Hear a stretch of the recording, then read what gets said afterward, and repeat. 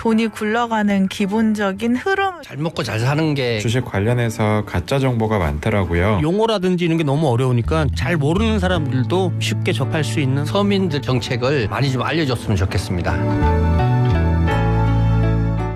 바쁜 생활 속에서 반드시 챙겨야 하는 경제 소식. 경제 이슈의 핵심을 짚어드립니다. 발빠른 경제발전소 박연미의 경제픽. 네, 어제 국회에는 김범수 카카오 의장, 구글 코리아 사장 같은 플랫폼 관련 의장 혹은 의사 결정자들이 많이 출석을 했습니다. 골목 상권에 얼씬도 하지 않겠다 다짐을 하고 나왔는데요. 한 주간 국내외 IT 업계에는 어떤 일이 있었을까요? 디지털투데이의 황치규 기자가 정리합니다. 안녕하세요. 안녕하십니까. 네, 어제 김범수 카카오 의장 굉장히 길게 얘기를 하던데 이런 모습은 처음 본 것 같아요. 네, 3년 만에 이제 국감장에 다시 좀 출석을 했고요. 2018년에 나왔을 때는 포털 편집 이슈, 포털 뉴스 편집 이슈가 네. 이제 좀 이슈가 됐었는데 이번에는 다들 예상하셨듯이 그 골목 상권 침해 논란을 둘러싸고 의원들 질의와 좀 질타성 발언들도 좀 쏟아졌습니다. 이에 대해서 좀 김범수 의장이 좀 대부분 좀 고개를 숙이는 모습을 보였고요. 일정 부분 이제 구체적인 내용을 공개하지는 않았지만 그 큰 틀의 변화도 좀 약속을 좀 했습니다. 그래서 골목 상권에 진출하지 않겠다. 골목 상권 침해 논란이 있는 부분들이 좀 발생을 하면 또 철수하겠다. 그리고 또 이제 파트너들과 윈윈 구조를 만들 수 있는 걸 더 고민하겠다. 그리고 또 앞으로 더 글로벌 시장을 겨냥한 기술 혁신에 더욱더 도전하겠다. 이런 정도 메시지를 강조했습니다. 그리고 본인이 지분 100% 가지고 있는 K큐브 홀딩스라는 회사가 있잖아요. 네. 가족들이 그냥 가지고 있는 회사인데 이 회사를 두고도 말들이 많았거든요. 어떻게 한대요? 그 전에 이제 말씀하신 대로 이제 가족 대표이사가 이제 김 의장의 친동생이고 네. 자녀들도 이제 직원으로 속해 있던 것이 이제 알려지면서 이제 가족 회사 논란이 좀 일었는데요. 좀 카카오가 이제 앞서 발표한 상생 정책 일환으로 K큐브 홀딩스를 사회적 기업으로 전환하겠다고 이제 발표를 했어요.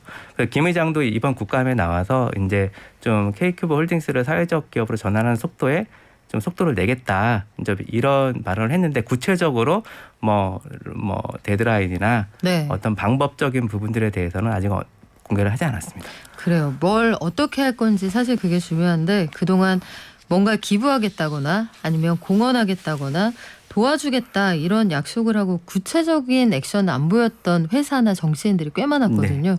요거 좀 지켜보겠습니다. K큐브 홀딩스 카카오 지분 10.59%를 가지고 있는 2대 주주이기도 하죠. 그래서 어제 김범수 의장의 발언 관련해서 굉장히 관심들이 많았는데 빠른 속도로 빅테크 기업들이 이제 성장을 하면서 의견은 좀 갈리는 것 같습니다.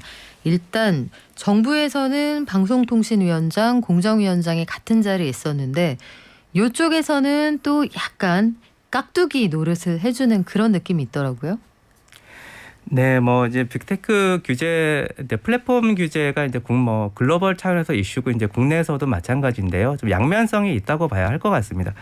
좀 사실 예전에만 해도 이제 카카오나 네이버 같은 기업이 좀 벤처 기업에 가까웠을 때 좀 기존의 기득권 기업들에게 도전하는 이미지가 좀 강했잖아요. 그래서 좀 응원도 좀 많이 받았고 카카오 같은 경우도 이제 카카오톡으로 이제 문자 메시지 부분을 돈 내고 쓰지 않고 네. 유료로 쓸 수 있다는 점 때문에 좀 사용자 친화적인 기업으로 꽤 오랫동안 좀 좋은 평가를 좀 받았는데 이게 언제부터인가 이제 이게 기득권에 도전하는 기업이 아니라 좀 중소사업자들에게 좀 영향력을 행사하는 이제 그 정도 어떤 좀 파워를 가진 기업으로 좀 성장을 하면서 좀 최근 들어 좀 이런저런 갑질 논란에도 좀 휩싸이고 있죠.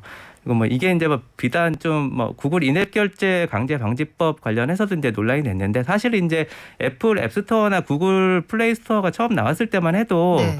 그 피처폰 기반의 모바일 콘텐츠 생태계의 모순을 좀 해결할 수 있다라는 해서 되게 혁신적이라는 평가를 많이 받았거든요. 기대가 컸죠. 예, 그 전에만 해도 이제 이통사들 같은 경우에 50% 수수료가 50% 많게는 70% 된다는 얘기까지 있었기 때문에 30%가 굉장히 합리적인 숫자였습니다. 근데 이제 모바일 앱 마켓 시장이 이제 구글과 애플이 양분을 하고 시장이 이제 독과점 체제로 이제 또 굳어지면서 예전에는 좀 이런 부분이 합리적으로 보였던 게 시장의 규모가 워낙 커졌다 보니까 지금은 이제 불합리하다고 생각하는 분들이 많은 거죠. 몸집이 커지면 그에 따른 기대감도 커지는 건 맞는 것 같습니다. 그래요. 업계 1등 이런 표현을 들으려면 그에 맞는 이 왕관의 무게도 견뎌야 한다는 생각이 드는데 조성욱 공정거래위원장이 플랫폼 사업자들에 대해서 우리가 미국만큼 세게 규제하기는 아직 이르다고 했거든요. 네. 이게 무슨 말일까 저는 굉장히 곱씹어 보게 되더라고요. 황 기자님은 IT 오래 취재하셨는데 이걸 어떻게 해석을 하면 좋을까요? 그 미국만큼 지금 미국에서 나오는 법안들을 보면 좀 사실 한국에서 제기되는 나오는 법안들에 비해서 좀 강도가 좀 세다고 저는 보고 있거든요. 그러니까 우리가 질책 네. 정도라면 그쪽은 굉장히 지금 몽둥이 강도가 정도? 높습니다. 네. 이제 뭐 M&A 규제도 굉장히 구체화되고 있고, 네 플랫폼 사업자가 그 플랫폼을 활용해서 본인들 회사 이익을 추구하는 거에도 좀 제약을 가하는 장치들을 담은 법안들도 지금 상정이 되고 있거든요.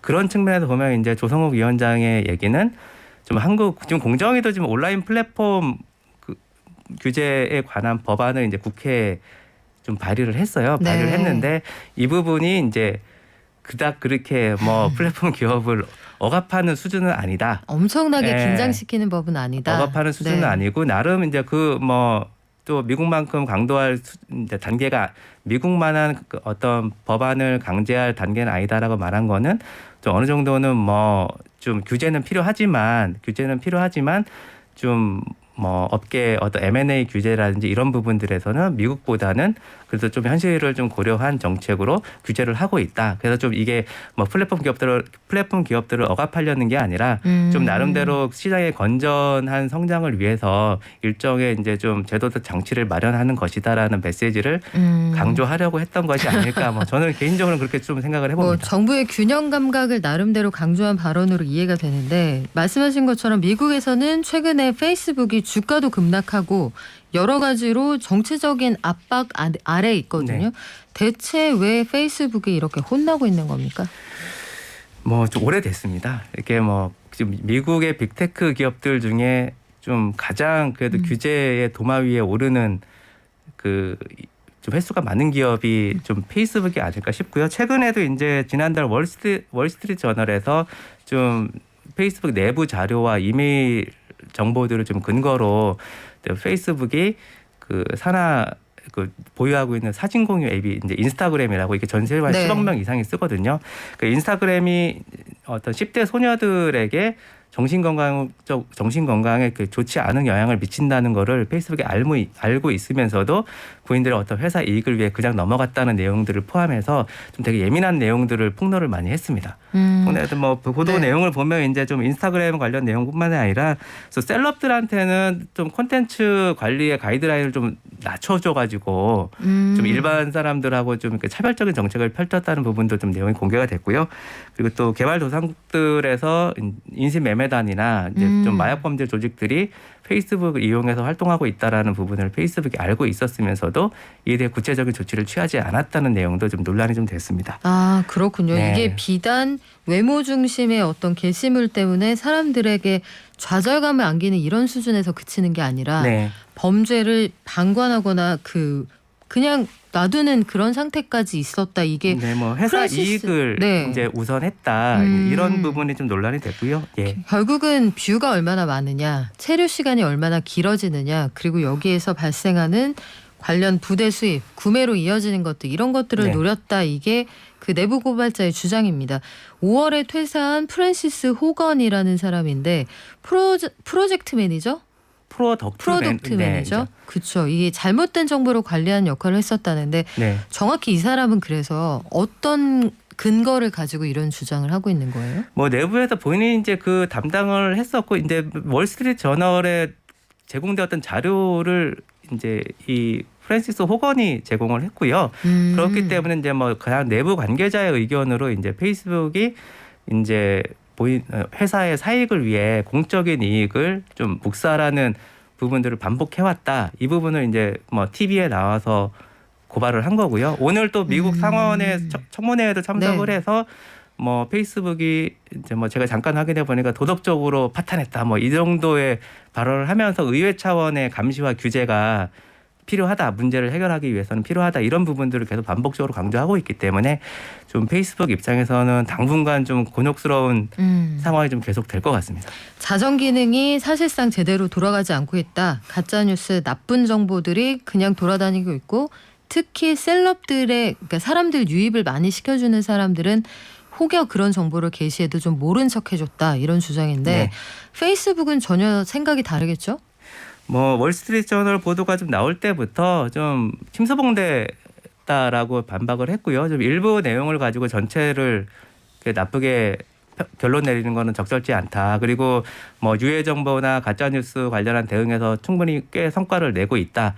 그리고 뭐 이런 메시지들을 계속 강조를 하고 있고 이제 방송에 출연한 그 프랜시스 호건이 방송에 출연한 이후에도 좀 마찬가지로 이제 뭐 그 좀 성과를 계속 내고 있고 뭐 우리가 뭐 알고도 방치했다 이런 건 사실이 아니다라는 부분을 반복해서 강조를 했고 여러 가지 좀 논란이 좀 더 있었는데 좀 계속 좀 반박은 하고 있는데 여론의 어떤 무게중심은 일단은 좀 페이스북에 굉장히 네거티브하게 돌아가는 것 같습니다. 지난번에 아마 다들 기억하실 텐데 페이스북에 그 트럼프 대통령이 올렸던 글 이런 것들 때문에 이른바 폭동이 일어났고 네. 국회가 침탈당했다 이런 네. 주장도 있었거든요. 네. 여기에 대해서도 전혀 동의하지 않겠군요.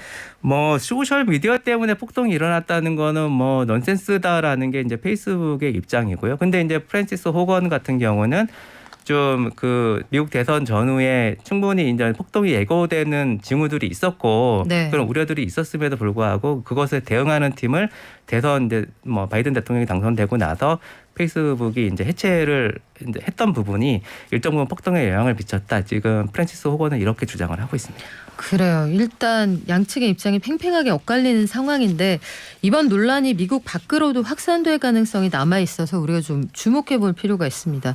이 내부 고발자는 페이스북이 말하자면 플랫폼이 AI를 통해서 사람들을 담배처럼 중독시키고 있다 이런 주장을 펴고 있는 상황이거든요. 앞으로 어떻게 될지 국내 플랫폼들에는 어떤 영향을 미칠지 함께 지켜보고 자, 이 상황 속에서 어쨌든 페이스북, 계열사인 인스타그램, 왓츠앱 전 세계적으로 6시간 동안 먹통이었어요. 네. 이거는 왜 그랬어요? 저도 어제 새벽에 좀 뉴스를 보고 깜짝 놀랐는데요. 6시간이라는 게 이제 페이스북 정도의 규모가 되는 정도 회사에서 6시간 동안 엄청난 모든 거죠. 서비스들이 장애가 발생해서 네. 거의 쓸 수 없는 상황이 발생한다는 건 굉장히 좀 이례적인 일입니다. 사실 이례적인 6분도 굉장히 긴 시간이에요. 뭐 네. 종종 1, 2분만 뭐가 멈춰도 이제 종종 그런 상황들은 발생하는데 거기에 그쵸. 대해서도 이제 사용자들이 이렇게 편치는 않거든요. 난리 네. 나죠. 네. 그래서 이제 2019년에만 해도 이제 그 페이스북에 한 장애가 1시간 정도 난 적이 있었어요. 그때도 이게 꽤 화제가 됐었는데 그때랑 비교해서도 6배 이상의 장애 시간에다가 이번 경우에는 페이스북 내부 직원들도 업무를 시스템에도 영향을 줄 정도로 장애가 거의 페이스북 전체로 좀 퍼졌던 것 같습니다. 그런데 왜요? 좀 일단 원인 파악은 결과 해킹은 아니라고 하고요. 그 데이터 센터가 좀 트래픽을 관리하는 네트워크 설정에 좀 오류였다고 페이스북 측에서 발표를 했는데 조금 이게 뭐 어려울 수 있는데 좀 쉽게 제가 좀 가급적 쉽게 설명을 하면 네. 그 네트워크를 좀 효과적으로 운영하려고 핵심적인 네트워크 장비의 환경 설정을 좀 바꿨어요. 바꿨는데 이게 이제 좀 문제가 되면서 서비스 전체 다운으로 좀 이어진 거죠. 6시간. 그래서 이게 좀 한 회사의 하나의 실수가 이게 뭐 페이스북에 좀 수십억 명이 쓰지 않습니까? 그렇죠. 전 세계 수십억 명의 어떤 영향을 미친다는 게 좀 많은 사람들에게 좀 되게 놀랍게 다가갔던 것 같습니다. 페이스북 코리아 정기현 대표가 어제 국감장에 증인으로 나왔는데 어제도 이 얘기가 지적이 됐거든요. 네. 근데 접속 장애가 있다고 하면 단순히 즐기는 사람이야 뭐 100번 양보해서 그렇다고 치지만 인스타그램은 그 소위 라방이라고 하는 네. 라이브 방송으로 이커머스 하는 분들 굉장히 많단 말이에요. 네. 이런 분들에 대한 피해 보상은 가능한 겁니까?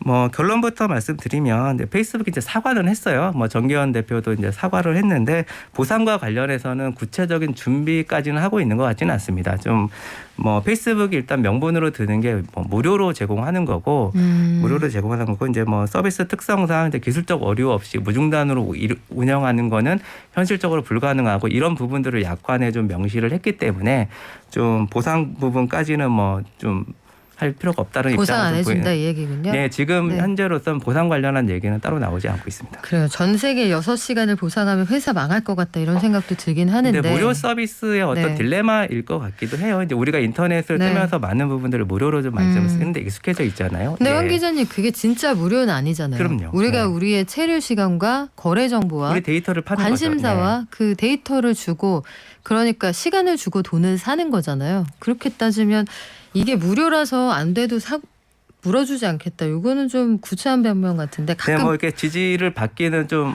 어려운 그쵸. 상황이죠. 좀 지금 최근 어떤 프라이버시 인스타그램 논란까지 좀 겹치면서 좀 페이스북 입장에서는 이래저래 좀 곤욕스러운 상황일 것 같습니다. 냉장고나 TV를 샀는데 이게 6시간 동안 안 된다고 생각해 보세요. 그럼 소비자가 난리가 그럼요. 나겠죠. 네. 그런데 잘 생각해 보시면 기술이 많이 접목된 것들, 특히 통신하고 연결이 되면 우리가 꽤 너그러워집니다. 전화기가 가끔 통화가 안 된다 이러면 TV가 가끔 안 나온다 그럼 당장 달려가실 거 아니에요. 근데 전화기가 가끔 안 된다 그러면 이 지역은 전파가 잘 안 잡히나 보네 이렇게 이해를 하고 넘어간단 말이죠. 그 6시간은 좀 궁금합니다. 왜 그랬을까요? 네, 이게 뭐 이례적인 사건이기 때문에 이제 뭐 페이스북이 보상을 해줄 계획이 지금 현재로서는 없다고 해도 향후에 모르겠습니다. 뭐 이제 미국 같은 경우에도 집단 소송이 굉장히 발달돼 있고 또 한국 같은 경우도 이제 뭐 전기통신사업법 네. 상에서 그 대형 인터넷 사업자들의 좀 그 장애들 좀 규제하는 어떤 가이드라인이 있거든요. 이런 부분들이 있기 때문에 좀 지켜봐야 되겠지만 현재로서는 어떤 보상 관련해서 페이스북의 특별한 움직임을 보이고 있지는 않습니다. 네, 여하간 굉장히 이례적인 상황인데 구글로 가볼게요. 우리는 어제 그 토스뱅크가 새로 문을 네. 열면서 120만 명이 달려갔단 말이죠. 네. 구글도 금융업에 진출하겠다 얘기를 했었는데 이 계좌 개설할 수 있는 서비스 한다더니 왜 안 한다고 입장을 바꿨나요? 예, 뭐 잠깐 그 배경 설명을 좀 드리면 2019년에 이제 구글이 직접 뭐 은행 라이센스를 받아서 계좌를 제공하는 게 아니라 네. 미국 내 이제 크고 작은 좀 다수 은행들하고 협력을 해서 구글페이라고 하는 디지털 지갑 서비스입니다. 여기를 통해서 이제 은행 계좌를 개설할 다양한 은행들의 계좌를 개설할 수 있도록 해주는 이제 플렉스 프로젝트를 발표를 했는데. 좀 10여 개 은행들하고 이미 제휴를 좀 맺었고 준비를 잘 해왔는데 네. 원래 이게 2020년에 나왔어야 되는 거거든요. 작년에? 네, 네. 나왔어야 되는데 코로나19 상황 등이 좀 맞물리면서 올해로 좀 늦춰졌다가 최근에 이제 아예 프로젝트를 중단한다는 좀 소식이 있었습니다. 배경은 네. 알겠는데 왜 안 네. 한대요? 좀 뭐 여러 말들이 나오고 있는데 이제 플렉스를 해서 어떤 플렉스를 할 경우 이제 플렉스에 참여하지 않는 은행들이 더 많거든요. 그쵸. 이런 기업들이 이제 구글을 경쟁 상대로 여기는 걸 좀 부담을 느꼈다는 관측이 좀 힘을 얻고 있습니다.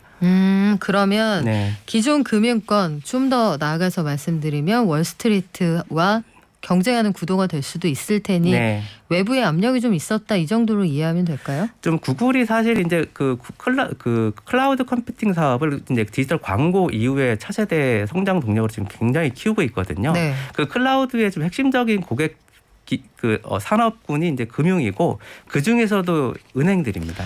근데 은행들이 네. 이제 플렉스 때문에 이제 구글 클라우드 서비스를 쓰지 않을 것을 좀 우려했다라는 얘기가 좀 많이 나오고 있고요. 고객과 경쟁하지 않는다. 네, 고객보다는 은행들에게 자기들의 기술을 파는 게 더 유리하다 이런 판단을 좀 내린 것 같습니다. 그래요. 그 대만의 TSMC하고 같은 비즈니스 모델일 수도 있겠는데 끝까지 안 할지 그거 좀 지켜봐야겠네요. 지금까지 디지털투데이의 황치규 기자님과 함께했습니다. 고맙습니다. 감사합니다.